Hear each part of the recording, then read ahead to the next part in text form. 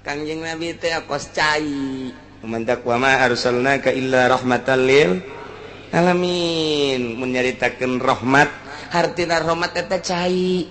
Kumaha teh cai? Cai teh lamun ku urang dibendung, kemudian ku urang dipake mandi, kemudian cai dipake ngindum, kemudian cai pake gitu naon ngaranna nyebor. Jarara di tatangkalan dinikmati ku urang. Tina cai tersebut urang bisa ngarasakeun kasegeran, ngarasakeun hasil daripada cai. Ngeunah eta rahmat.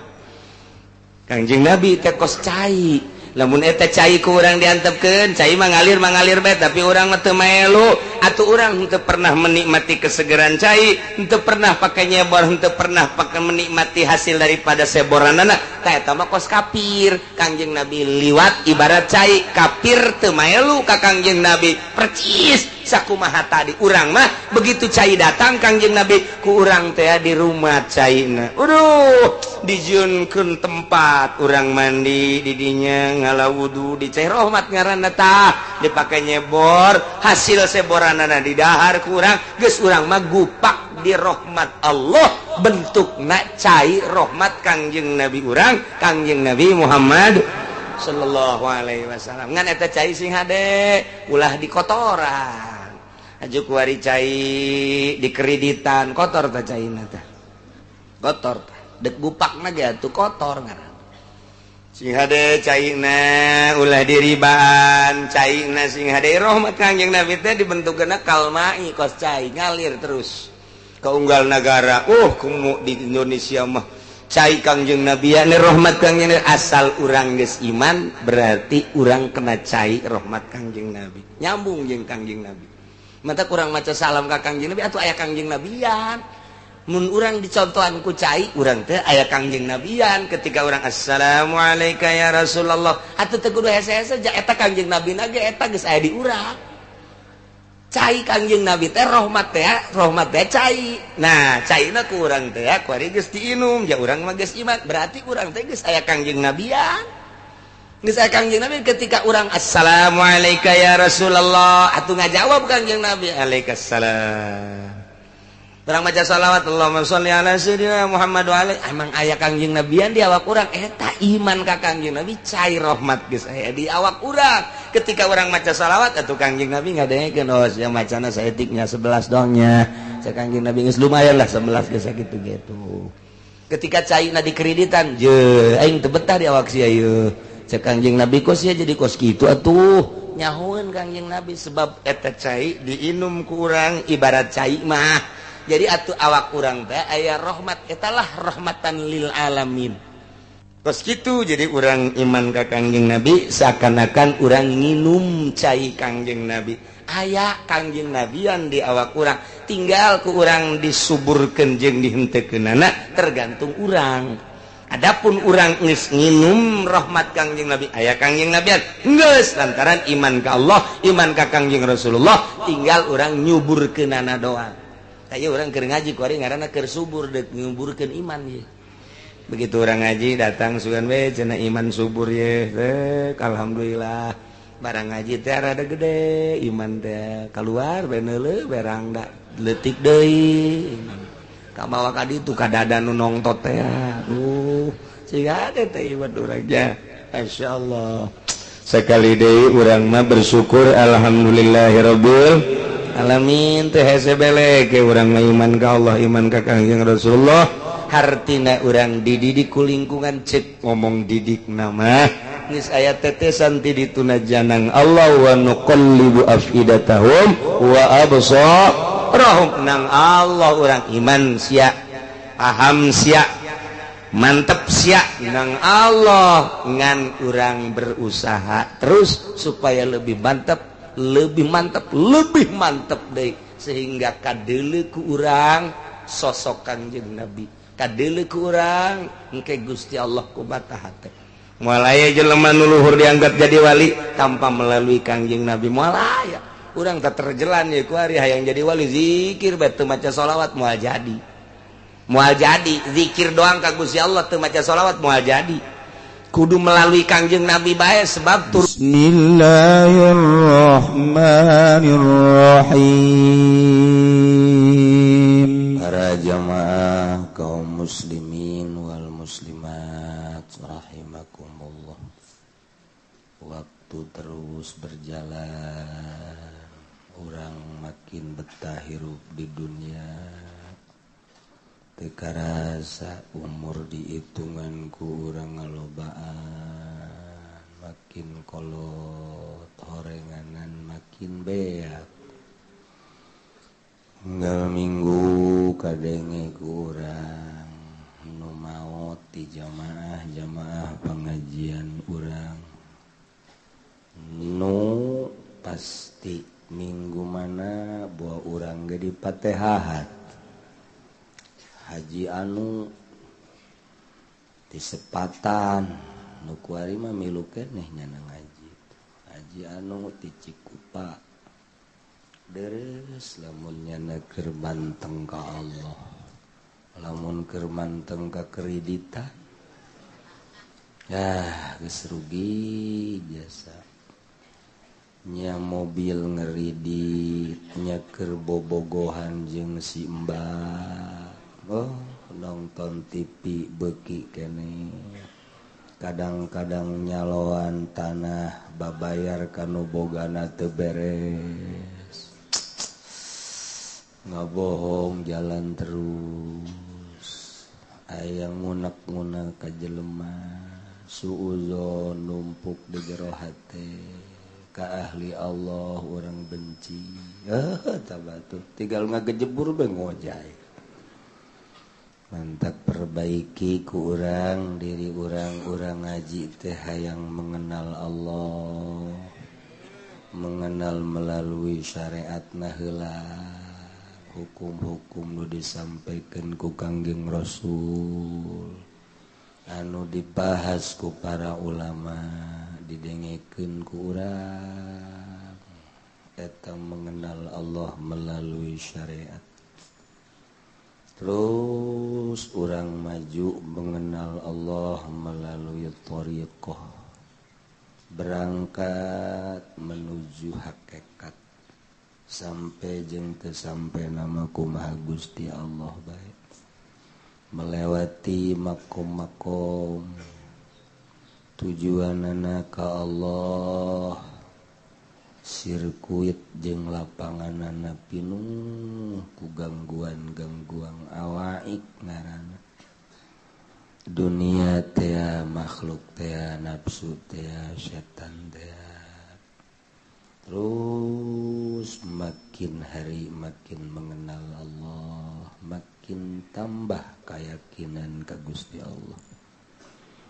Lamun Allah mere cara ka para wali-wali Allah nu geus diangkat ku Gusti Allah, timbullah ketenangan jiwa, timbullah keyakinan. Teu ngarasa capek ibadah ka Gusti Allah, teu ngarasa boga harta, teu ngarasa boga gagah, teu ngarasa boga pinter, nu aya ngan sakadar Gusti Allah.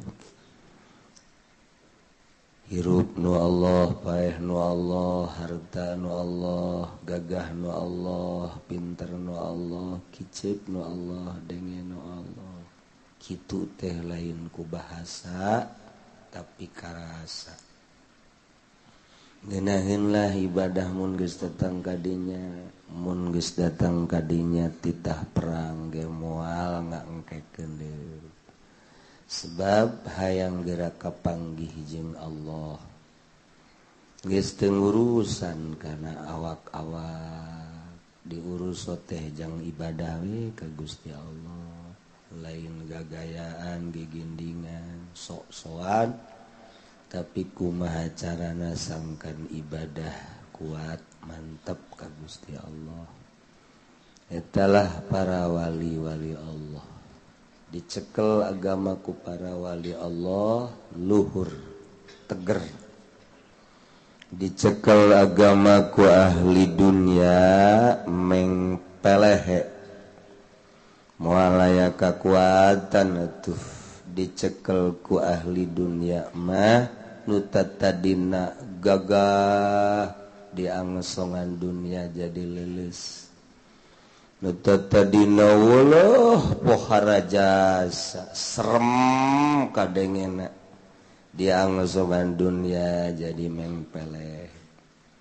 nu tadina bangun sangar teh barang dibere dunia baik bentukna tahta jabatan kakayaan atung geus eueuh soraan moal luhur agama dicekel ku ahli dunia luhurna agama dicekel ku para wali-wali Allah subhanahu ta'ala Allah nurunkeun nabi anti dunia nurunkeun sahabat bisa nyingkiran dunia teger agama bisa diperangan musuh-musuh Allah ku wali Allah bisa menang soteh lantarannya nangis bisa nyingkiran dunia satungtung masih keneh resep karena dunia boro-boro nanaon pondok pasantren ge ambalaya ajur geus teger-teger kiai boga santri 20 30 komo belah dituna 50 100 kabita ku pondok bagus ngajukeun proposal jungkol ngajungkol kabita engkeuy-engkeuyan jeung partai memperjuangkeun Golkar mah tangkal caringi tiko sewa di tangkal caringi ngagejret ragag asak geus teu bisa diangkat deui ngagedep le ragag asak engkeuy-engkeuyan jeung ahli bisnis milu bisnis ustad kiai lain magahan ngaji tikos sewa acak-acakan hiji be ngagungkeun agama Allah melalui pendidikan luhur kadengena agama dicekel ku jelema nu bener-bener menuju Allah subhanahu wa ta'ala boh di politik boh di ekonomi ka Allah keun maksudna komo di pendidikan mah di budaya di zaman sahabat nyarekel dunia nyalekan negara tapi luhur agama di zaman belah dieuna bae zaman wali sanga nyalekel negara jadi raja kerajaan Majapahit tumbang ku ahli Allah di Banten aya Maulana Hasanuddin raja ahli Allah luhur agama anta kuari ge lamun urang jadi kiai aja diangkat jadi bupati waktu luhur agama asal kiai nu bener-bener embung atau lain neangan dunia jadi bupati dek ngaba bener jalan cai supaya rapih jalan caina jalan supaya nyara rambung ulah pegat-pegat malulu gitu kene penerangan sampah salila jadi bupati teh ngabdikeun diri ka Allah melalui kebersihan ieu mah Masya Allah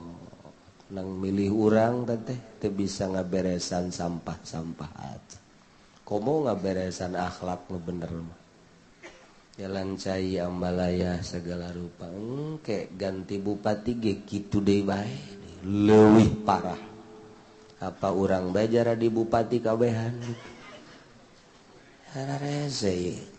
nya sepuguh buruh mah neuk ka mana mun tayang ka mana nyana mengadukan nasibna ieu supaya rada bareres lamun urang lain babalik ka Allah pusing unggal pot perpolitikan nu teu jelas perekonomian nu teu jelas perbudayaan nu teu jelas mentak urang mah alhamdulillahirabbil alamin geus ulah terlalu pusing kuno kos karitu pagaweannya na benernya na salahnya na ka di akhirat urang mah meningal bener diri urang bae ngararapih diri urang melalui aturan-aturan Al-Qur'anul Karim. Wudu nu bagus, salat nu bagus, berpakaian nu bagus, silaturahim nu bagus. Kitu keneh mun urang jadi pedagang urang we jadi pedagang nu bagus, mun urang kebeneran jadi calo bisnis jadi calo nu bagus, urang jadi guru nu bagus, urang jadi polisi nu bagus, kebeneran urang jadi camat pek bae korupsi asa ulah kanyahoan we nu teu jahoan ka bae korupsi mah sabagus-bagus nake cenah rapih jasa ieu mah Allah mah nyaho teu pernah teu nyaho. Luhur agama dicekel ku para wali-wali Allah subhanahu wa ta'ala. Loba wali ngan anu geus jelas di dunia penganut Qadiriyah wan Naqsyabandiyah anu diciptakeun thariqah kutuan Syekh Abdul Qadir Al-Jailani. Kadua Syadziliyah, nomor katilu Tijaniyah loba ngan sing hararade can meujeun nama ulah ngararambang kadeleuna loba kula ge katamuan kuno norekat pamajikan boga anak boganya nana tungkul pamajikan teu diurus anak teu diurus ada teh salah balilahan ukur sekarang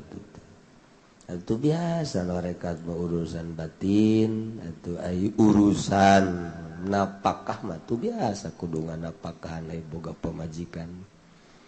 manya aya napakah henteu tungkul bae anu dihandap gaceng numpak tentu beres eta. Itu hayang ngeunahna doang guru kada. Tah tokoh nu ku urang erek di haulan insyaallah tanggal 9 April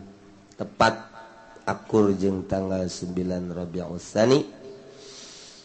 9 Februari nu akur jeung 9 Rabiul Tsani na ieu urang kakarak masuk ke minggu katilu. Minggu kedua kamari alhamdulillah urang menghasilkan dana 60.500.000. Cikula ge terserah ngahayu-hayu jasa gulaman teu sebab jang urang kabehan ngan sakadar urang nembongkeun ka cinta urang tur urang turutan kanu dihaulanana usahakeun ikhlas lillahi nu endek dirayakeun aku urang ahli ikhlas urang unggal minggu ngaji di hadiahan anjeunna supaya nempel ka ikhlasanana urang dek ngarayakeun ahli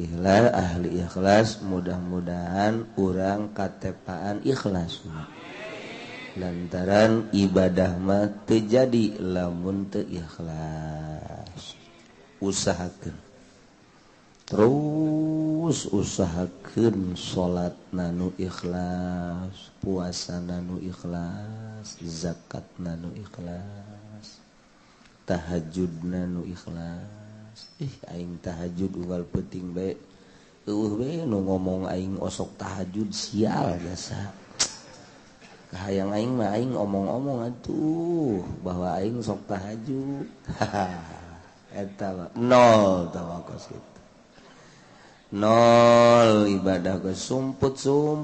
malah mah urang osok tahajud embung kanyahoan tahajud ku embung kanyahoan teu tahajud bener pas batur ngomong tilok tahajud teh emang bener tah mah atuh lain nyumput tah manukos kitu asli ngaranna Nah, coba supaya rapi sebab nurek ngagajarna Allah janunitah naga Allah nu dideli ulah sasaha rapihan gerage ibadah urang sebab sanajan disumput-sumput ge urang lah aing masal kalau nyumput teh batur puasa urang mah teu nyumput ngaranna kecuali teu kanyahoan puasa batur tahajud urang mah teu teu kanyahoan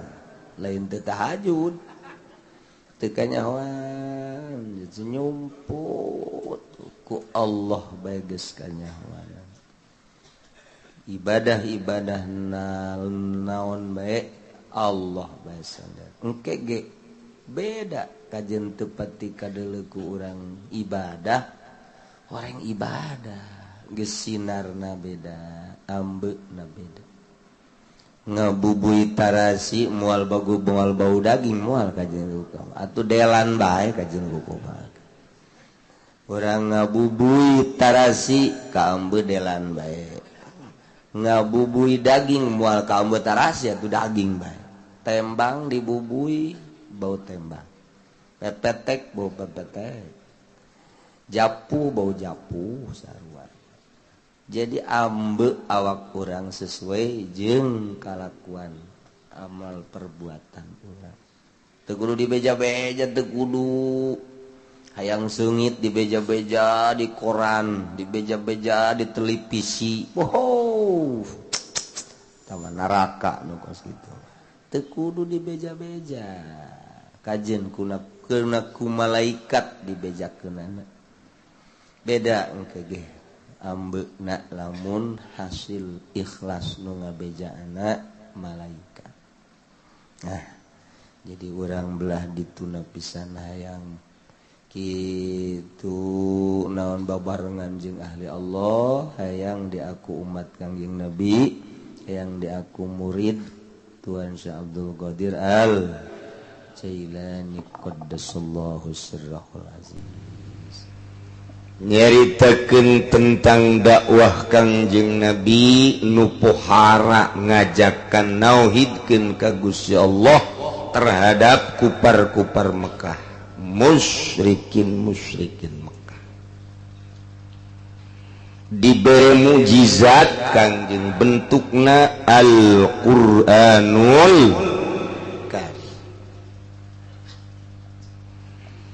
barang Quran dibacakeun ka kufar Mekah asal turun dibacakeun ka kufar Mekah turun ayat dibacakeun ka kufar Mekah kumaha tanggapan kufar Mekah percis sakumaha kamari mad ulah sok sagala wahyu ti pangeran mujizat ti pangeran sia Mamad ka bisa teh sakitu doang emang aing teu nyaho pansia sok kumpulan jeung ahli kitab jeung pendeta-pendeta aju siapan merenung aju sia kadang-kadang kapan di jero kamar teh kaluar-luar aing ge kabejaan pansia segala kaguha hiro pan cicing di ditu ta eta teh siapan kikituan teh keur ngarangkum keur nyatetan tak kuarikus ya dibejakeun eta teh cenah wahyu ti Gusti Allah bating man pake ting bating sagala warak tah kupar Mekah buka ting bating di mana meureun eta asana nang ti Cikupa bae eta masyaallah ulah sok sasohoreun sia man segala wahyu segala mujizat kos aing teu nyaho bae mad geus bae mendingan pangeran urang bae mad puguh jentuna gede mad pangeran urang geus puguh ti karuhun hayang uza tu gede jasa hayang lata tu aya segala pangeran teu kadeuleu hese nu kadeuleu ge sakieu hese komo teu kadeuleu mah sok macem-macem mad segala wahyu segala naon mad tapi Kangjeng Nabi dikitukeun teu tenang lah ngajak bae Kangjeng Nabi mah terus bae wahai para musyrikin ahli-ahli Mekah sehingga dek pangeran teh hiji nu wajib disembah teh nu jelas alladzi khalaqas samawati wal ard nu ngadangel 7 lapis langit 7 lapis bumi katut eusina ulah salah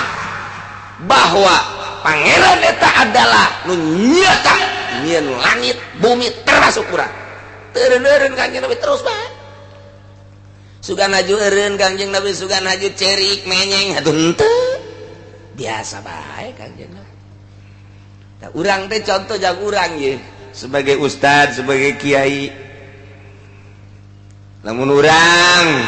ngajak ka kafir mah urang mah jarang buari mah ngajakan ka kafir mah jarang kadanan cara Gus Dur mah sabaraha pendeta asup Islam di tangan Gus Dur sabaraha kafir nu asup Islam ku sebab dakwah Gus Dur masyaallah sejarahna barang dibaca teh muringkak bulu urang mah di Belanda sabaraha tokoh nu asup Islam gara-gara dakwah Gus Dur ke Belanda waktu kunjungan ke Belanda di kuari kiai mana anu ngadakwahan kafir dai mana coba anu bisa ngislamkeun Masya Allah lantaran teu maksud ngislamkeun dai ge maksud dengan RP doang RP atuh bi qadri niat pan kabeh ge ukuran niat datang ka mana eta kapan nu bakal dibuktikeun ku Gusti Allah hese teh kuari mah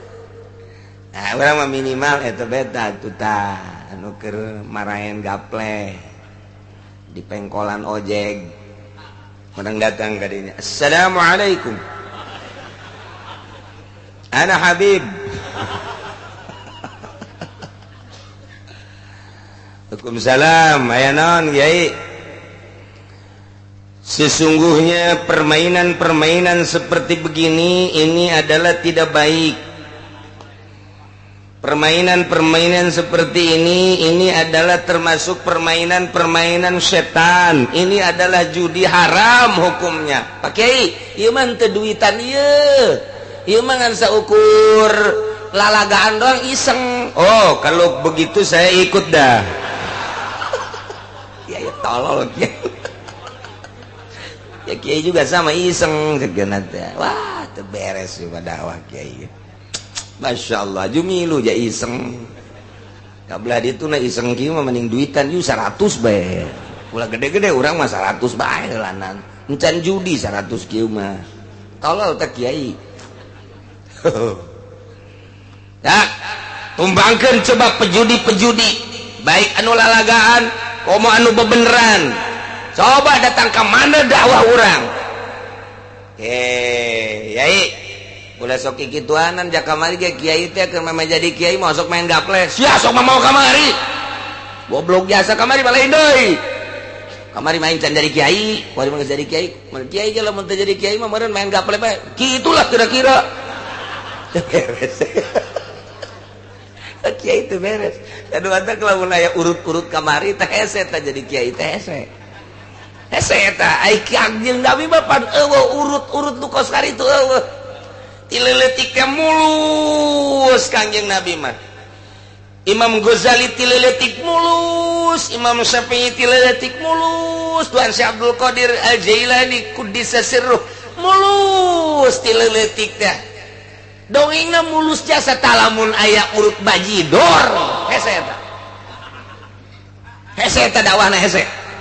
sanajan atuh bisa mah bisa bae ulah nurutan aing keur kamari tamaker aing mah kamari mah keur bajidor pokona mah kuari bae haram ye atuh aing ge ke tahun hareup jadi kiai eureun aing ge jadi kiai mah kuari aing can jadi kiai bae cara sia kamari ulah loba omong sia kiai sorekeun sungut sia ku aing sia wah cak kiai teu beres sia aing nah jadi moal tegep engkena masyaallah kecuali lamun ti kafir asup Islam lain deui urut dakwah urut kafir mah kemudian nyana dakwah asup Islam mualaf dakwah mantep sebab tadi itibar tamanu kamari mah urang kuari mah dakwah beta ngadakwahan pemain-pemain judi remi behese jasa aju geus bae ka belah dieuna ngomong lah ya kiai ya ini dakwah mah dakwah ulah sok kararitulah geus bae tuh masing-masing ya nu mere hidayahna mah Gusti Allah pinternya na iya kan judi pinter jasa ka hidayah-hidayahnya tolol tuh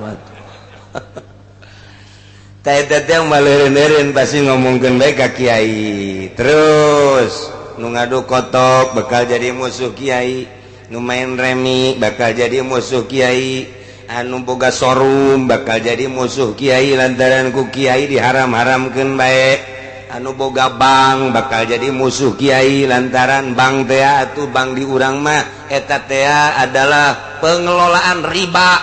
amun kiai na tegep bakal jadi musuh kiai jadi kiai teh jalin ngeunaheun loba musuh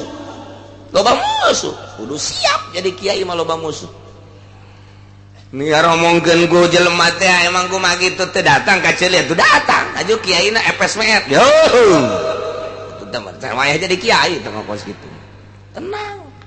kiai di ditu diaromongkeun bae kiai mah ku saha diomongkeun aku tukang ngadu kotok cenah kiai mah cenah mah kiai mah galak teh yo masalah aing ku tukang ngadu kotok beres lah kos gitu bawa ka dieu kotok na pencit ku aing nu elehna bae nu eleh bawa ka dieu nu eleh nu menangna walos adukeun heula kiai hebat jasa tah tuh nu ngaremi nu main bola pasti ngomongkeun ka kiai lamun kiai na nu ngomongkeun lain kiai teh mah kiai eta mah akur bae jeung urangnya bagus teh mah kiai bisa kabula kabale eta mah asana meureun lolondokan teh mah kiai nya bunglon kajen kukumaha ge ja akur bae nya mah bareng jeung urang ngariung akur nyalateun akur salat akur giliran atuh meunang hadiah ti pamarentah ja akur bae malah mah proposal ge nyana nu ngaju-ngajukeun aju janyana mah ngeridit geja terus bae teh mah kiai nya malah urang ge dianter ku nyana ja akur bae teh mah kiai waktu geus ngadu kotok nyana ge neuleuh deui di dinya ngawasitan malah mah eta kiai hebat mah eta kiai urang tah kos kitu tah eta kiai Golkar kos kitu eta teu boga musuh kiai Golkar mah musuhna langsung Gusti Allah gara modar sia emang kumaha gitu setiap lu nanjeurkeun agama pasti loba nu ngaromongkeun eta mah sunnatullah Kangjeng Nabi bukti ieu tah mad terus ngomong-ngomong bae pangeran mad segala mujizat ya terus aing teh nyaho bae pokona ngarangkum sia lah mujizat da kamari sia mah lantaran Kangjeng Nabi terus bae kapanggih jeung kerumunan manusia dakwah Kangjeng Nabi kapanggih jeung jelema dakwah terus bae ampa pamrih beurang peuting tugas Kangjeng Nabi adalah dakwah terus bae jadi eta kafir-kafir Mekah teh puyeng pusing aing mah ngadenge Muhammad terus bae ku aing geus dicarekan ku aing geus dicemooh Muhammad terus bae dakwahna weh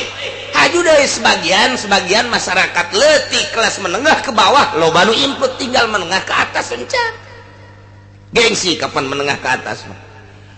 menengah ke bawah mah geus hampir marilu ka Kangjeng Nabi percaya tapi di kelas menengah ke atas bangsawan bangsa budayawan bangsa hartawan iya nu encan milu nu masih kene gede hulu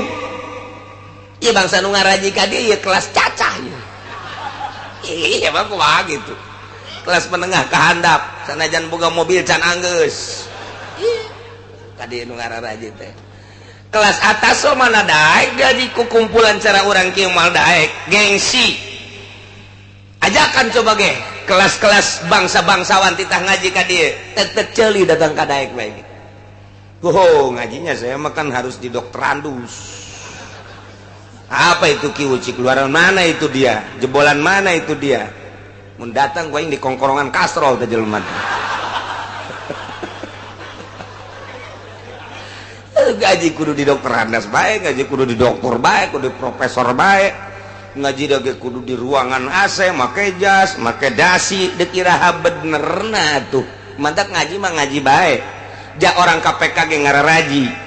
orang BPK ge ngararaji nu didakwahan ku nyana nu diulah-ulah ge ngararaji nu di BDPR pusat ge ngararaji anak kiai malah nyanana nu sok dakwah nyana nu ditikem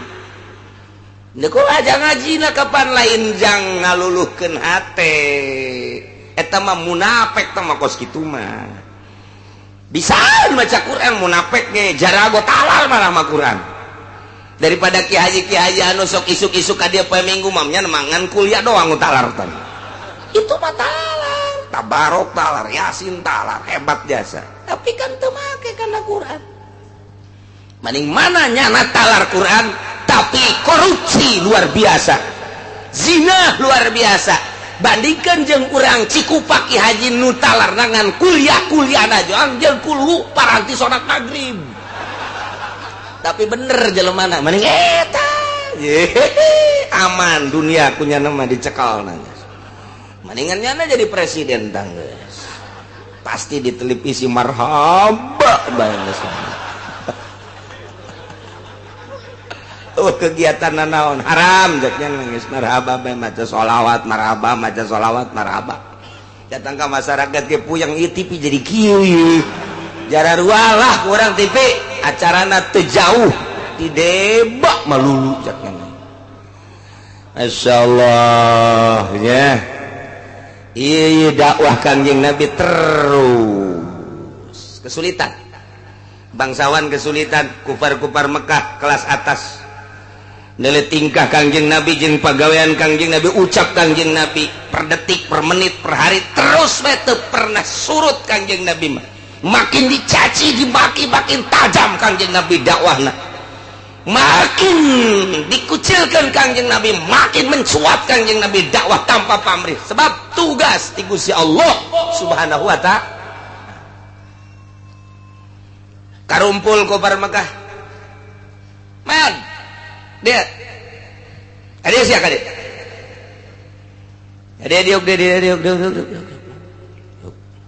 mukminin lantaran Kangjeng Nabi dipanggil ku kufar Mekah haladir deui kabeh aya naon ieu Kangjeng Nabi urang rasul urang dipanggil ku tokoh-tokoh lain dekna naon aing Mamad kieu isia dakwah teh kan menjadi-jadi haju sia nyaritakeun mukjizat bentuk da Al-Qur'an aing mah sakieu bae mad pan sia nu nyaritakeun Kangjeng Nabi Musa pan sia nu nyaritakeun Kangjeng Nabi Isa pan sia nu nyaritakeun Kangjeng Nabi Soleh ta eta pan sia teh amat nyaritakeun Kangjeng Nabi Musa bahwa Kangjeng Nabi Musa mah kapan boga mukjizatna teh tungkeun ta eta teh pan sia nu nyaritakeun tukhbiruna anjeun nyaritakeun bahwa Musa kana lahu ason yadribu biha anu dipepeuhkeun ku tungkeunna teh fayan fajiru minusna asyarata ngancer 12 di batu begitu ditenggelkeun eta mukjizat mah sia nu nyaritakeun kos kitu pantah hiji tah ya nomor kedua pan sia nu nyaritakeun bahwa memeh kaula teh aya nabi ngaranna Isa pan sia nu nyaritakeun bahwa Isa teh ngabogaan mukjizat anu istimewa mukjizat Kangjeng Nabi Isa teh yuhyil mauta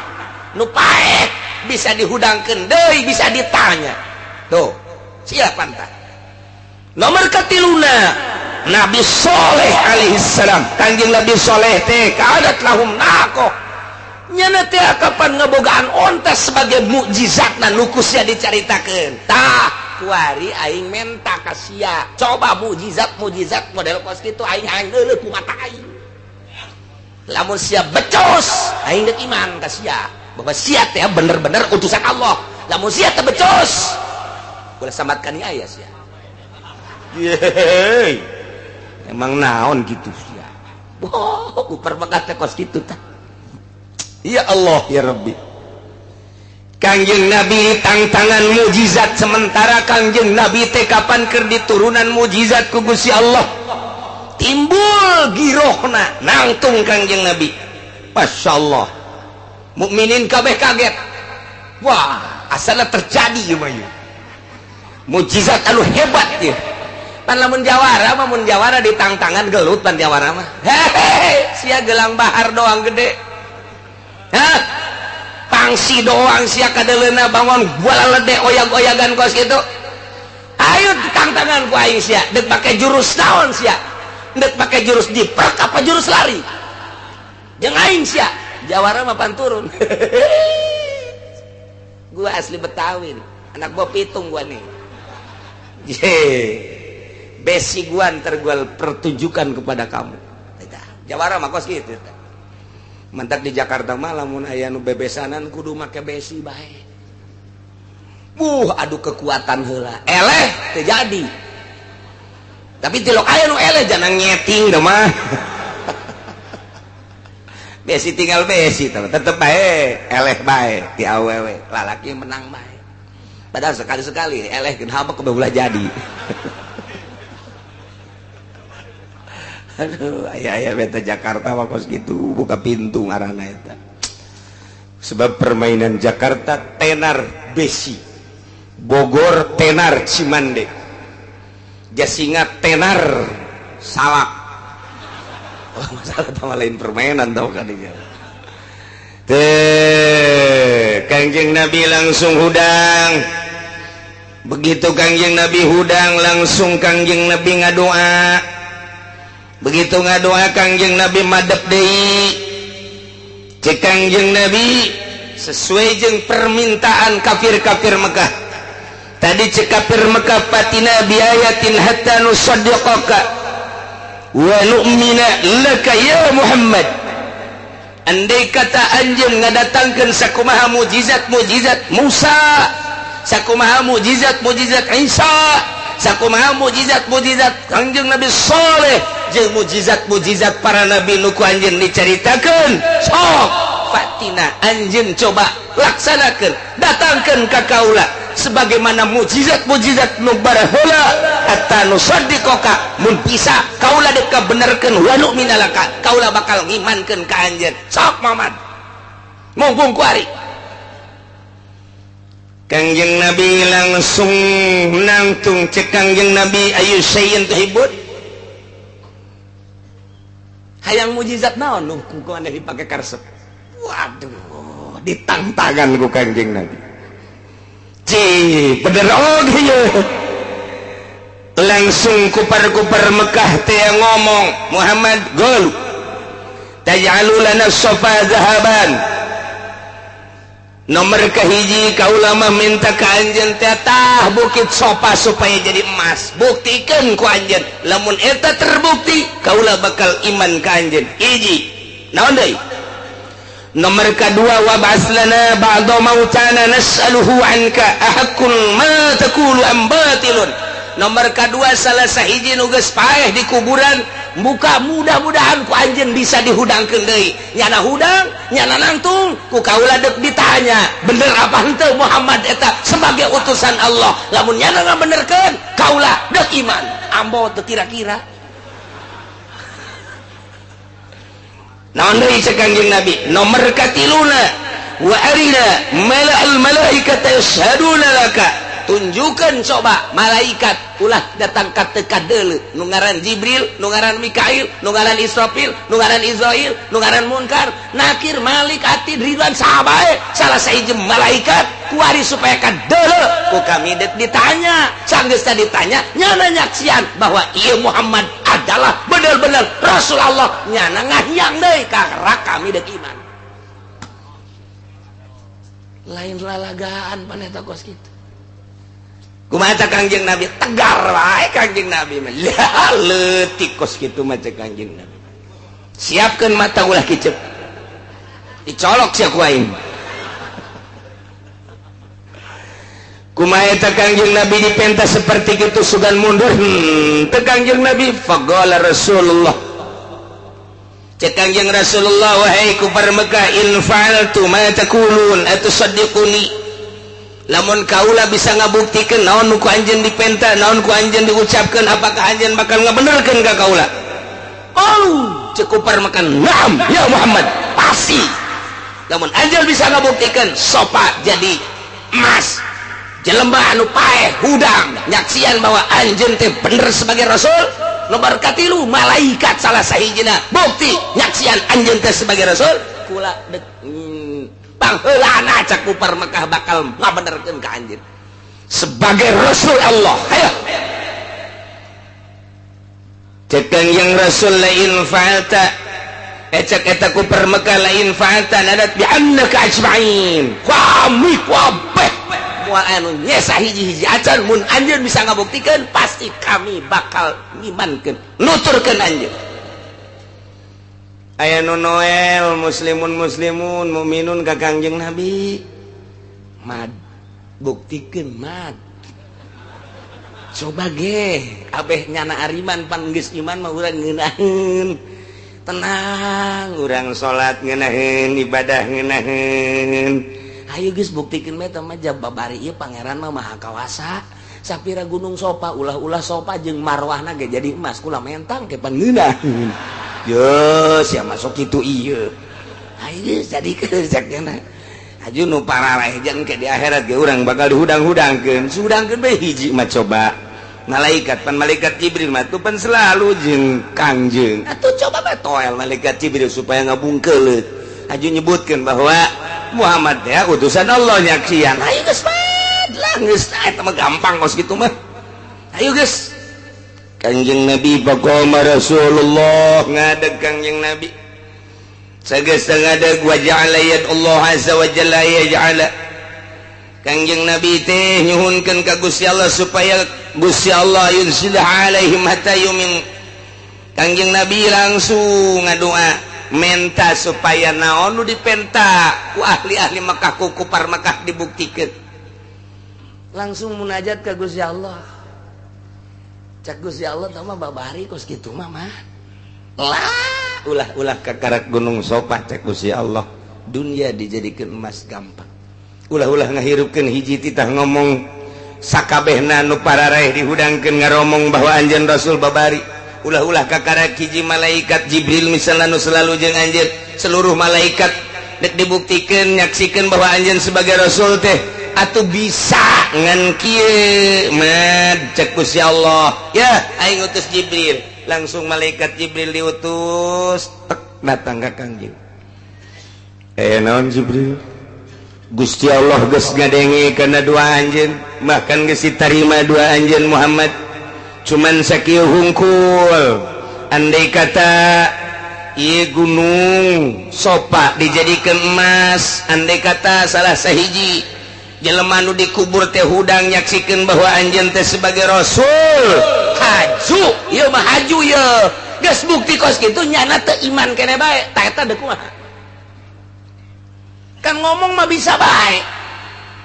andai kata geus dibuktikeun sopa cek malaikat Jibril jadi emas nomor kaduana salah sahiji ahli kubur hudang nyaksikeun bahwa anjeun sebagai Rasul komo malaikat bungkeuleuk bajaku lagi di sisi anjeun gampang ka mah geus cuman nyana sanggeus terbukti sakumaha kayana tetep bae teu iman nah ieu lamun teu iman kitu bakalna aya balukarna mad lamun geus dibuktikeun tetep teu iman Allah bakal nyiksa sakitu doang beak kabeh ieu Mekah disiksa ku Gusti Allah dengan cara Gusti Allah tetapi lamun teu dibuktikeun tungguan bae sabaran bae nah ieu mah moal aya siksa sedangkan lamun anjeun bisa ngabuktikeun nyana teu ariman siksa bakal datang lamun anjeun sabar bae kajen dicemooh ge Allah moal nyiksa pilih cek Kangjeng Nabi deuh teu nyaho kapan urang lamun geus dibuktikeun manehanana bakal arariman apa henteuna saanu nyaho nyana bakal leuwih dahsyat permintaanana jeung leuwih dahsyat bakalna engke ngabrihna ka kaula geus atulah kalau mah geus kajen kos kitu mah tuh maningan ge sabar bae geus sabar bae mah tungguan tobat-tobatna para kupar-kupar Mekah Quraisy Mekah daripada engke dibuktikan haju teu iman siksa Allah bakal datang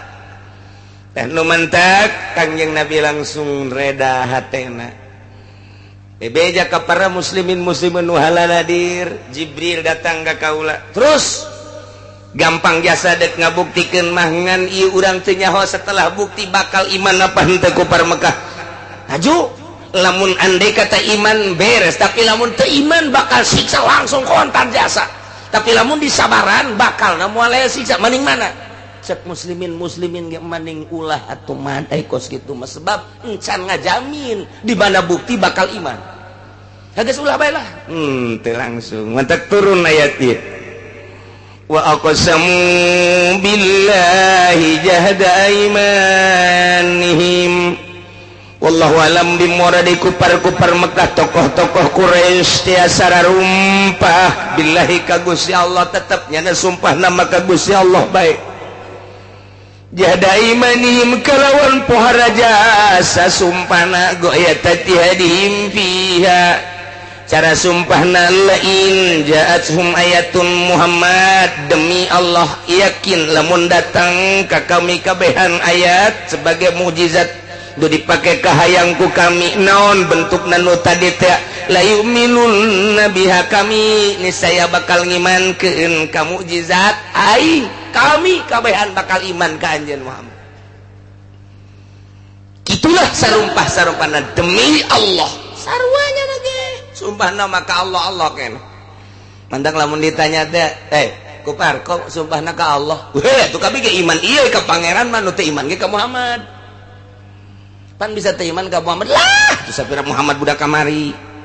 ai pangeran mah kabingis iman ka Allah aya eta nyembah ka Uzza ka Lata eta mah wasilah doang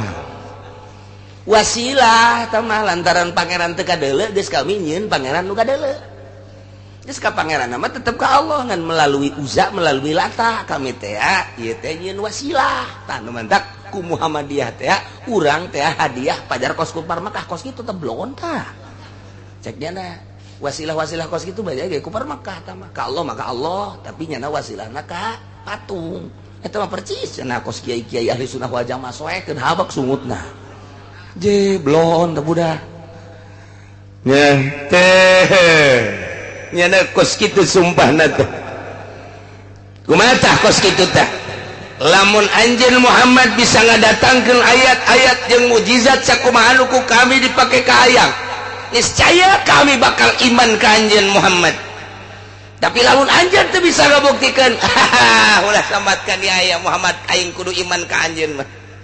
kumaha tah sakumaha tadi doa Kangjeng Nabi geus ditarima ku Gusti Allah ngutus Kangjeng Nabi mah terus malaikat Jibril kita dijawab gol lahum bejakeun Muhammad ka kupar Mekah innamal ayatu indallah aya lian dari mukjizat mah gaduh Gusti Allah yunziluha kama yasha eta mah deuk nurunkeun Gusti Allah kumaha kayang Gusti Allah bae deuk dipetakeun mangga deuk teu ge mangga bae wa inna ma ana nadzir ai kuring masa kadar tugas jeung sieunan di mana-mana anu teu iman ka Allah teu iman ka Rasul Allah kula sebagai rasulna ieu di akhirat bakal disiksa kula mah sakitu bae tugas teh nurunkeun mukjizat urusan Gusti Allah adapun kula urusan nanangan sakadar mere penerangan-penerangan mere peringatan-peringatan titik ngan sakitu wa ma yusyirukum jeung saha nu mere nyaho jang moal aya kana iman ku per Mekah teh anjeun para mukminin noelan ka kaula titah ngabuktikeun kahayang-kahayang kupar-kupar Mekah sakumaha anu dipake kahayang tadi teh aku anjeun dititahan teh emang saha nu mere nyaho anjeun kan teu nyaho ketika geus bukti nyana iman apa henteu na moal bisa moal nyaho anjeun mah para mukminin annaha idza ja'at la yu'minun sanyana mukjizat di mana geus datang ka aranjeunna tetep nyana henteu iman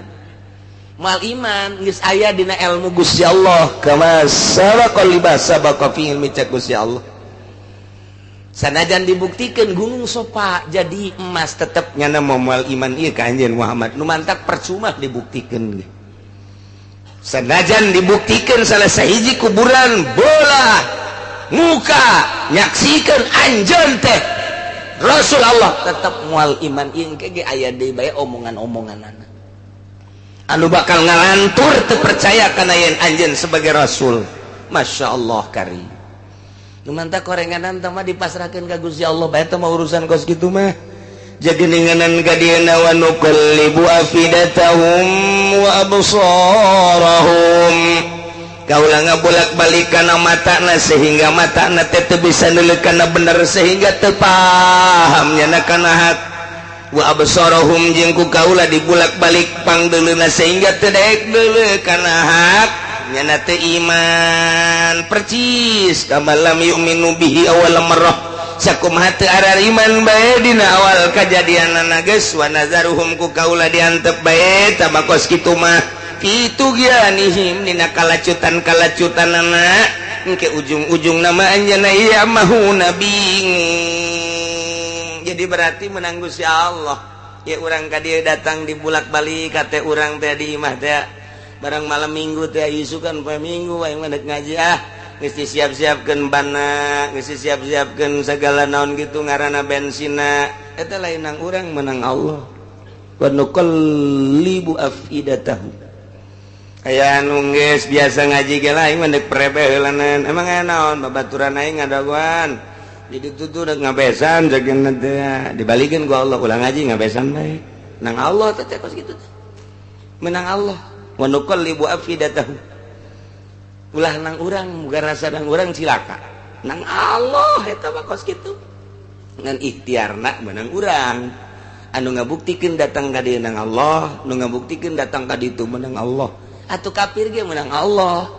ngapirkeun teh nang Allah urang iman ka Gusti Allah menang Allah eueuh nu urangan sabenerna mah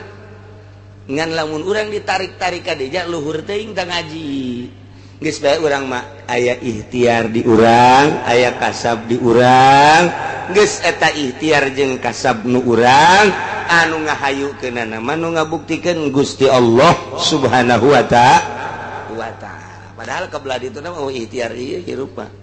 lamun geus luhur jasa urang ibadah ka Gusti Allah bakal moal aya ikhtiar tinggalin ja ikhtiar kurang di ikhtiaran hayang cager jasa yang cager awak endahan modal kita ikhtiar pan beak eta kada sa ikhtiar eta di ikhtiaran kurang anak urang ge geus supaya daek mondok geus ka dieu geus ka ditu geus ka dieu tetep bae main PS bae ikhtiar tinggal ikhtiar kan tuh aya anu ikhtiar dihayukeun ku Gusti Allah aya anu teu diikhtiaran aya anu diikhtiaran ku urang tapi henteu akur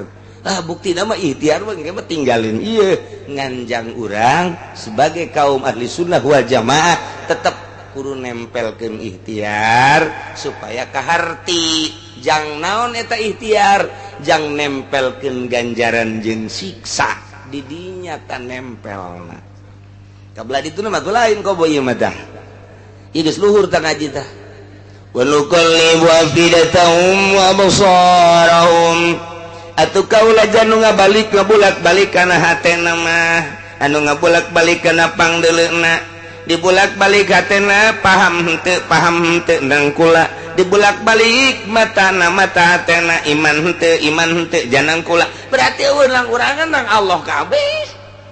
jasana jan urang terus bae ge teu paham mah teu bae kos urang ngaji bae unggal minggu ka dieu ngan datang doang ditanya mah naon setan tadi nu dibahas dah terus nanya-nanya ese ngajina ge pokona aing asal datang bae geus diukreup balik beres atuh geus teh ngaranna tentang Allah tah kos kitu nya mah datang ka dieu teh ngan datang balik geus beres geus asal aya catetan di malaikat bae tah mah malaikat ge bingung barang di akhirat teh catetanna mah loba tapi pahaman teu. Cenah teu paham-pahami mah jelema ieu. Tapi catetanna mah aya bae. Barang di deuleu geus lah atuh udah sesuai jeung catetan bae. Tilok dilaksanakeun ja puasa Rajab nya henteu nya mah teh. Ngaji mah ngaji bae. Geus cak malaikat Mikail teh geus lah geus maningkan ka sorgakeun bae sesuai jeung pitulisan nama bae geus tah.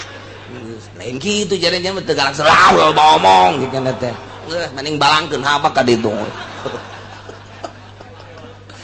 geus kos kitu bae masyaallah sesuai jeung tulisan da bae cenah geus ya Allah ya karim jadi hak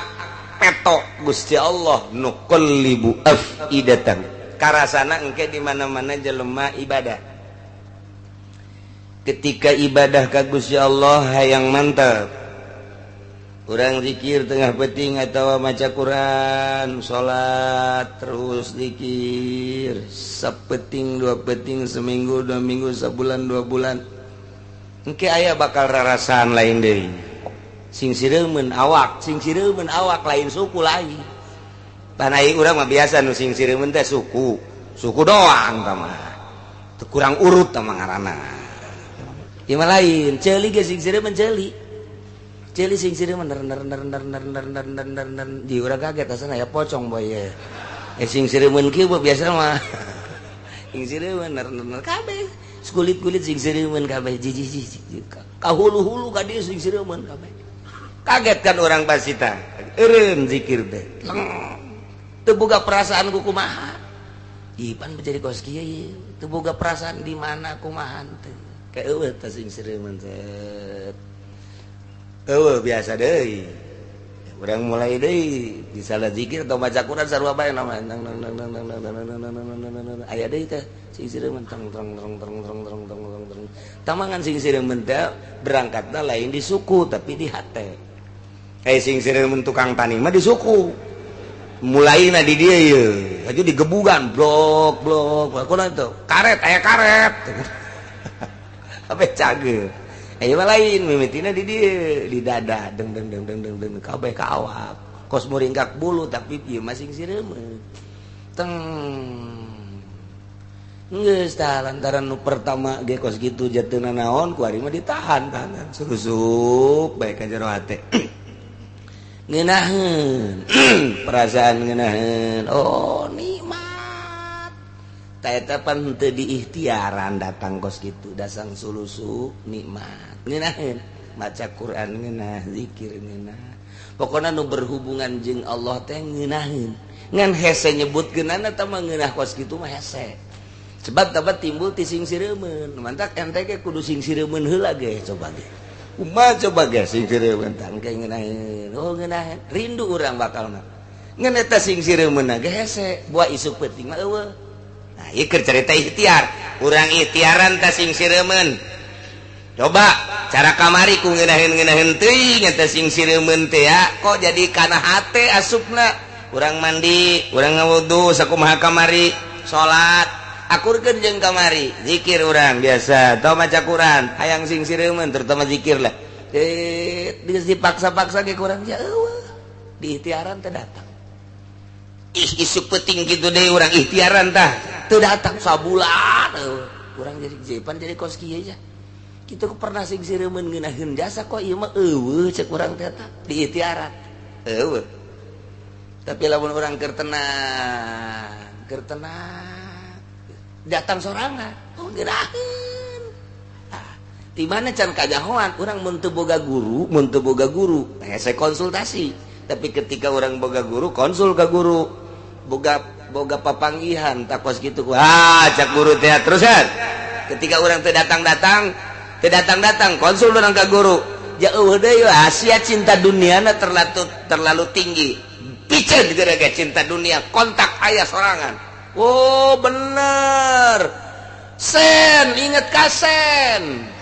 mobil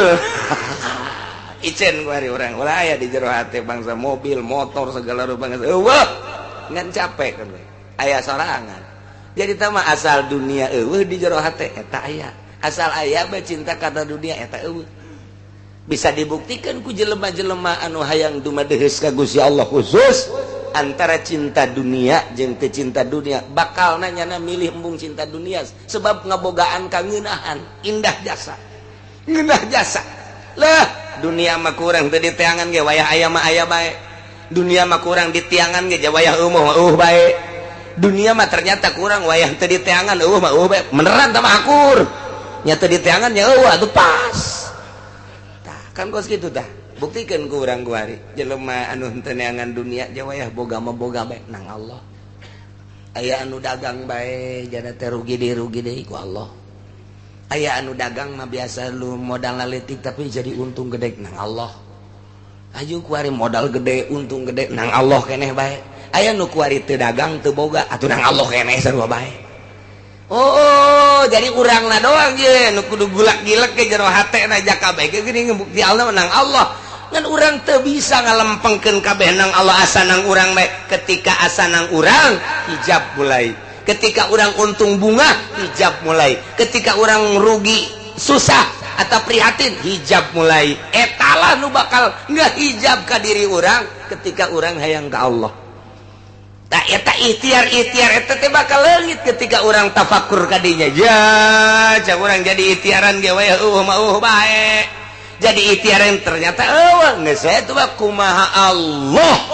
Akurkeun jeung ieu ja Allah geuning nu ngabulak-balik hate. Ja Allah geuning nu ngabulak-balik mata. Kurang geus diusahakeun ge kafir Mekah pamentana kitu ge geus kajahoan ku Gusti Allah janang Allah ngate imankeunana. Timbul bae ke pertanyaan aya kos kitu mah atuh Allah teh kok teu jujur teu adil. Kunaon teh nya teu diimankeun? Mulai ta urang protes ka Gusti Allah. Protes mawa bendera kamari kan bendera buruh geus protes ka presiden. Haju bendera kitu guru geus ka presiden. Haju bendera dokter geus ka presiden. Bendera naon deui sia? Duh demo ka ditu ka presiden. Geus kabeh. Kuari mah demona ka Gusti Allah. Mau bendera sia. Ngan datangna ka mana ya ka Senayan, aya di Senayan tah di mana ya Allahnya? Ayo coba demo masing-masing. Ai kos kitu mah tuh Gusti Allah ka teu jujur teu adil. Nu mantak urang lamun teu ngaji bakal cilaka bae. Bakal cilaka datang ke mana ya budak ye tauhidna datang ke mana datang ka dieu kadinya bae ke lamun naik deui datang ka dieu ke naik deui datang ka dieu naik deui naik deui diukur dulu mantak lamun ngaji da model kos kieu mah ye tauhidna tauhid TK bae tauhid TK bae geus cukup tauhid TK ge nu penting mah asal ngajembat di jembatan Siratal Mustaqim moal maleset sakitu doang ngan moal hiber doang moal hiber. Moal tauhid kos urang mah kos kieu mau tauhid TK mah moal hiber ka sorgana. Urang bisa neuleukeun, "Pak itu sanu hiber itu." Wah, cepet amat. Itu saya itu tuh nu hiberna rada lalaunan mararaunan. Ngan mantep kene. Itu mah kos manuk gaok bae koplek. Ai urang mah ieu aduh ieu tadi dieu teh tauhid urang kos kieu. Tauhid urang mah sebab engke keyakinan-keyakinanna teh ditambahanna mah ku Gusti Allah sorangan. Sanajan urang maca kitab tauhid bete yakin mah teu bae. Kiai bae contona mun magahan tauhid teh hebat jasa di lembur urang. Di lembur urang bae mah kiai urang lah. Di masjid di mushola. Dulur. Rezeki mah ti Gusti Allah. Kan kitu wa ma min dabatin fil ardi illa Allah rizquha. Setiap anu kumalandang di muka bumi, nah ku Allah dirizkian. Geus teu kudu diteangan rezeki mah nang Allah sanajan cicing bae ku Allah dirizkian. Diondang bae ngariung teu diberkatan marah. Bener pod. Eta tadi ngaurukan tauhid ka mana? Tauhid ka mana ta tauhid? Jadi lisan mah lisan, hate mah lain deui, lisan jeung hate lain deui. Nu matak ieu mah ye bisa debat, ilmu tauhid bisa pakai debat sungut mah, tapi keyakinan mah teu bisa didebatkeun. Teu bisa didebatkeun keyakinan mah, nu matak bisa diukurna yakin teh engke ku ahli thariqah. Ahli thariqah nu geus jadi bisa ngukur keyakinan murid-muridna. Ikida kiceupna tina lempangna tina perilakuna kadeuleuan ku guru thariqah nu guruna mursyid keyakinanna datang kadinya keyakinan datang kadinya mantak mere instruksina ge disesuaikan jeung keyakinan-keyakinanna atuh eta mah contona tah urang ngaji tauhid di guru urang ucap petang jasa ge carita rezeki bae heulanan ieu mah ulah bingung-bingung ku rezeki wa ma min dabatin fil ardi illa Allah rizquha nang Allah ngarizkian teh nang Allah geus yakinkeun ku sia sungutnya na takos kitu tah sungutnya na takos ya isukna nyana dagang si kiai pan dagang teh anangan rezeki eta dagang teh min jumlah teu percaya ka Allah namun nyana masih kena dagang berarti teu percaya kana yen Allah ngarizkian sebab dina pikirannya na aing mun teu dagang teu dahar sarujan kitu pan berarti eta guru tauhidna kudu dirantai kos kitu teu akur jeung omongna guru tauhid batul lain kos kitu aya nu geus boga keyakinan mah dagang ulah dagang guru tauhid mah geus pancena Kangjeng Nabi ge dagang lain keur carita Kangjeng Nabi teh mah balik deui ka syariat ieu mah keur carita keyakinanana ke cerita keyakinan mata wali memeh jadi wali natenya nguji keyakinan ninggalkeun lembur aing mah deuk dia nguji keyakinan moal dagang moal tani aing mah moal nanaon engke dahar ku Allah sapoe dah masih kena tanaga 2 poe tanaga 3 poe mah geus sebut tanaga pan tanaga geus kicep lagi cak nyana keneh Allah mana ya Allah ngarizkian aing ieu geus dagang henteu digawe henteu naon henteu berarti aing yakin kudu ka Allah 4 poe geus teu bisa robah-robah acan kicep ge geus carang supaya hasan aing ieu dicoba keyakinan ya Allah emang teu nyahoeun aing kos kieu teh nang Allah aing kicep ieu carang ke nang Allah meureun ku Allah bakal dikuatkeun aing teh dahar ge kuat cek Allah payah tuh payah ku Allah payah aing mah teu kebel engke ge aya nu kadinya datang meng urang nyeuleuk kadinya sial meng roti teu hayang aing kudu dicokot ku aing mah moal berarti aing kasab keneh kos kitu mah moal aing mah geus ku Allah bae ku Allah bae aing mah nah ku Allah ngeok-ngeok sia engke ge ucing datang ka dieu nae ka dada urang roti mantap teh eta kos kitu engke ge terus dihuapan ku ucing sorangan nang Allah mungkin melalui ucing mungkin melalui maung mungkin melalui gajah melalui orai engke ge aya bae teh rezeki teh ya lasar urangna yakin ka Gusti Allah wali kaleuweung ka gunung ninggalkeun paramean dek nguji diri yakin aing ka Gusti Allah abun geus kapanggih ka karak tangke geus diuji urang ku Gusti Allah setahun 2 tahun 3 tahun di leuweung misalna geus ka Gusti Allah bae ka karak mulai cobalah ieu mah kekawasaan Gusti Allah lain hayang abdi mangan abdi hayang ngabuktikeun keistimewaan kamaha kawasaan Gusti Allah jang tambah keyakinan abdi Gusti coba ieu daun langboh ku abdi deuk dicekel deuk dicokot dicekel dirames-rames ku abdi supaya jadi 100 ribuan bismillahirrahmanirrahim dia Masya Allah maha kawasa Allah ku abdi deuk dicokotan deuk dibawa ka imah deuk ngabangun imah batal sia kunaon haju kadinya atuh tawali blon tawali teu meunang wali Gusti eta kos kitu geus ka ditu nama atuh sakecap nyata wali mah sakecap nyata engke bakalna teh langsung we naon bae ge anu kunyana kitu diomongkeun dipikir ka hayang langsung diijabah ku Gusti ngan nyana geus sembuh besok dicarita-caritakeun ku almarhum abah teh aya hiji jawara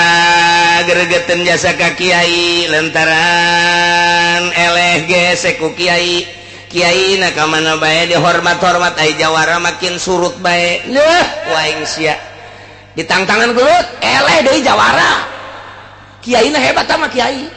eleh atuh kiai mah gelut jeung jawara teu kudu make besi teu kudu atuh dilawanan make besi mah ngaranna jawara pada jawara aya nah maik set make kuda-kuda ayo jotos aing ku sia dijotos teu datang-datang jotos aing ku sia jotos aing ku sia ya uhna naonan pan pegel sorangan pegel tah jadi ilmu kiai mah ulah kudu jotos main jotos ulah geus bae jotosanana ulah kudu datang tah giridana kiai babar tah mah ya bak kok ya bak ngagejebur sia di dinya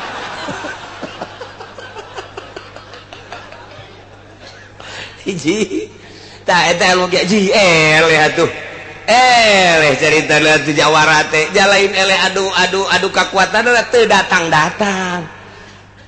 okos ndek naon gitu ngaranna mukakeun ieu pernah terjadi di Sidina Ali panaya jawara ngahareupan Sidina Ali pedangna diangkat ku jana dek ditumbas leher Sidina Ali angkat pedang sakumaha pedang panjangna sih tapi encen anggeus sial cek nya teh ieu pedang asupkeun deui ku nya Sidina Ali na seuri bae haneng dihareup cabut teh cap cenah geus keneh bae cek jan teh dilepaskeun malah mah dicekel di tengahna cap panjang keneh bae ke pedang jadi manjangan tidinya kapan cek Sayyidina Ali teh kajenting ku anjeun dicabut terus cek Sayyidina Ali kersaning Gusti kula dijaga ku Gusti Allah moal kudu lepas eta pedang tina sarangkan diragakeun pan plek bae asyhadu an la ilaha illallah wa asyhadu anna muhammadan rasulullah tuh jadi ngalawan tiba heula ge ngalawan wali-wali Allah mah lain kudu kekuatan lain tinju balas tinju boho ti dituna bahwa ti dituna tak kos kitu bae tah ninju teu datang-datang atawa datang mah datang ngan karasana ku leungeunnyana ieu sakumaha batu tinju aing Gusti dak aduh jadi nanti eta mah jalain banget tamat tuh beus eta mah da eta pipi aing tinju Gusti dak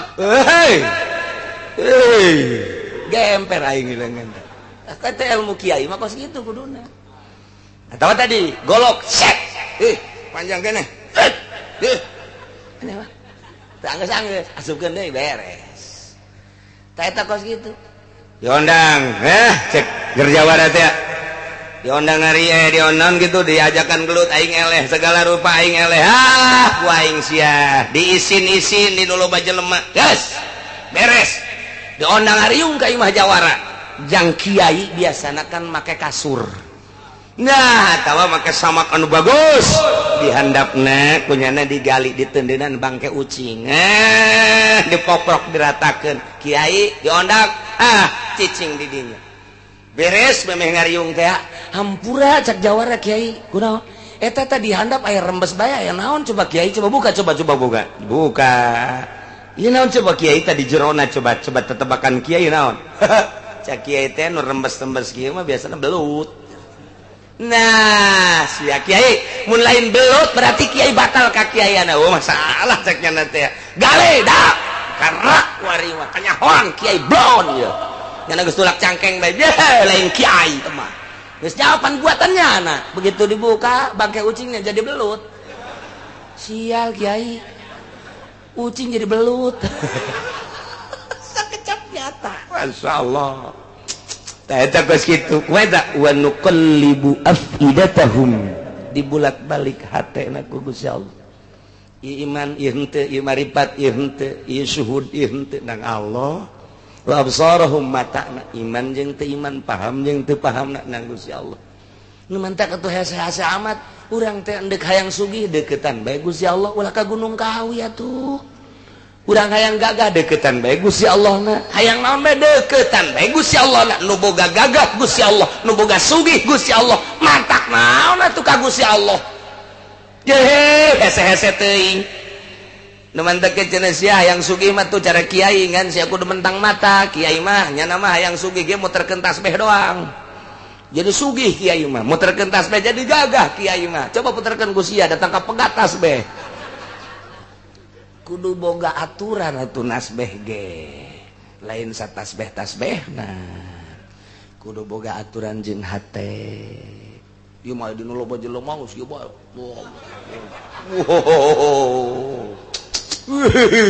pohara jasa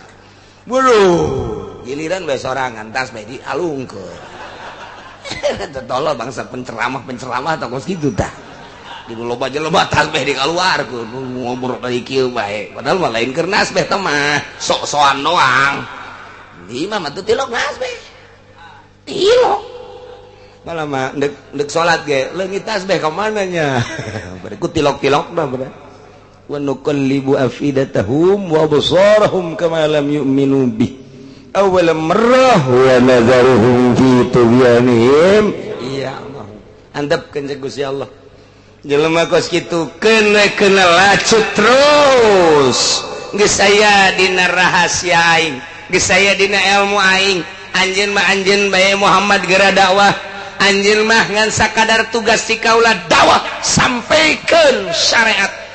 nya sakitu ulah boga pikiran kadua katilu hiji tabligh adapun daekeun jeung teu daekeun lain urusan anjeun Muhammad urusan aing mantak urang ge kos kitu tah datang ka imah magaan ngaji ulah boga pikiran kumaha hayu bae dakwah ajak ulah boga pikiran geus eta diajakan ku aing teu daekeun bae heran jasa panatus yai kanu itu mah teu teuli neteuli si itu ge pan diajakan ku sia tuh sia teu neteuli pan si eta mah neteuli amat teu daekeun itu teu daekeun eta teu daekeun tapi sia neteuli lain gitu ai itu mah susah sabodoh mah daekeun teu daekeun ge pan ieu mah sugih lamun daekeun kan lumayan jadi boga kadua tolol tak kiai namun geus boga kos kitu moal beres dakwahna geus dakwah mah ngaji nyaritekeun rukun wudu nyaritekeun rukun salat nyaritekeun tauhid nyanana balik ulah aya naon-naon geus mantep kos kitu mantap cek amah almarhum abah doyong mah lamun urang magahan ngaji di lembur urang beuki ngopi urang beuki ngerokok rokok mawa sorangan kopi mawa sorangan ulah ngaharepkeun pameret ti jamaah urang eta mantap kos kitu geus urang beuki kopi mawa termos urang mawa jingjingan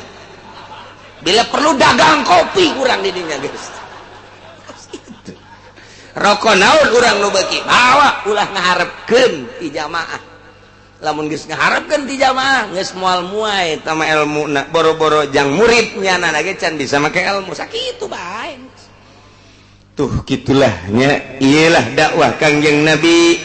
ngajakan anak Kangjeng Nabi sehingga Kangjeng Nabi dicaci dimaki ku ahli Mekah dipenta mukjizat hampir Kangjeng Nabi ge terpancing tapi ternyata kabelah dieuna treda hati Kangjeng Nabi tiis hati Kangjeng Nabi terus dakwah Kangjeng Nabi sanajan dicemooh dicaci dimaki diciduhan diperangan Kangjeng Nabi teh tetep bae terus bae ngalih Kangjeng Nabi ti Mekah ke Madinah di Madinah terus Kangjeng Nabi dakwah sampai perang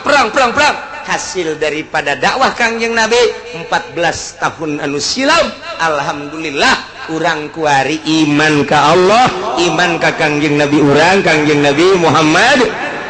sallallahu alaihi wasallam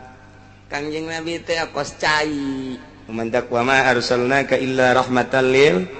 alamin mun nyaritakeun rahmat hartina rahmat eta cai kumaha teh cai teh lamun ku urang dibendung kemudian ku urang dipake mandi kemudian cai dipake ngindum kemudian cai pake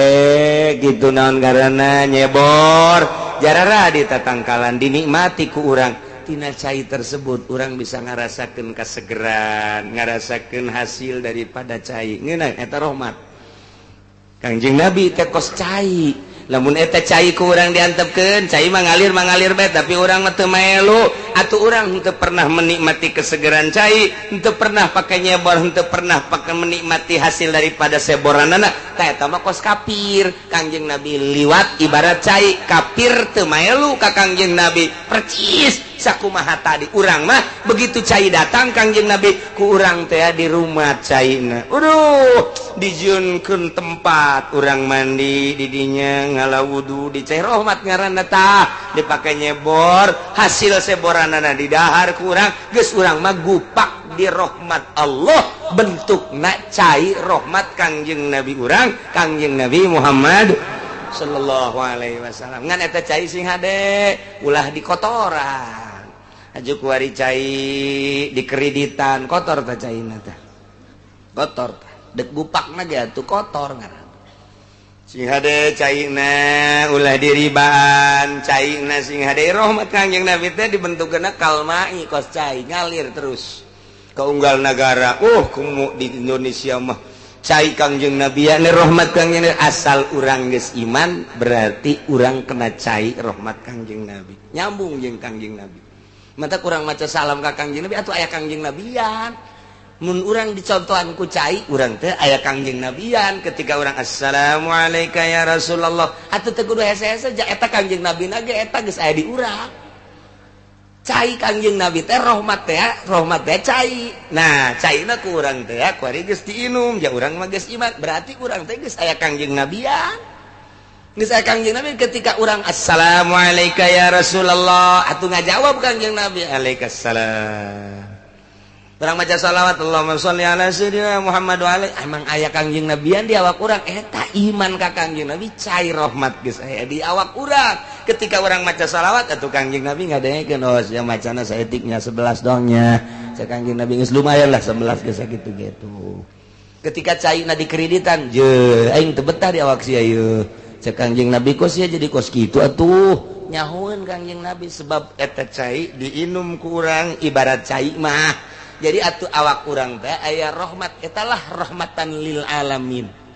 kos kitu jadi urang iman ka Kangjeng Nabi seakan-akan urang nginum cai Kangjeng Nabi aya Kangjeng Nabian di awak urang tinggal ku urang disuburkeun jeung dihenteukeunana tergantung urang adapun urang geus nginum rahmat Kangjeng Nabi aya Kangjeng Nabian geus lantaran iman ka Allah iman ka Kangjeng Rasulullah tinggal urang nyuburkeunana doang aya urang keur ngaji ku ari ngaranna keur subur deuk nyuburkeun iman ye begitu urang ngaji datang sugan we cenah iman subur ye alhamdulillah barang ngaji teh rada gede iman teh keluar beneuleuh berang da leutik deui kamawa ka ditu kadada nu nongtot teh siga teh iman urangnya masyaallah sekali deui urang mah bersyukur alhamdulillahirabbil alamin teh hese bele ke urang iman ka Allah iman ka Kangjeng Rasulullah hartina urang dididik ku lingkungan cek ngomong didik nama geus aya tetesan ti dituna janang Allah wa nuqallibu afidatahum wa absarahum nang Allah urang iman sia paham sia mantep sia nang Allah ngan urang berusaha terus supaya lebih mantep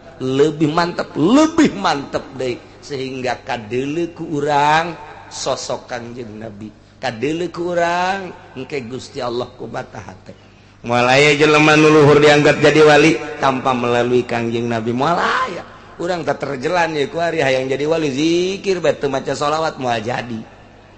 jadi zikir doang ka Gusti Allah teu maca shalawat moal jadi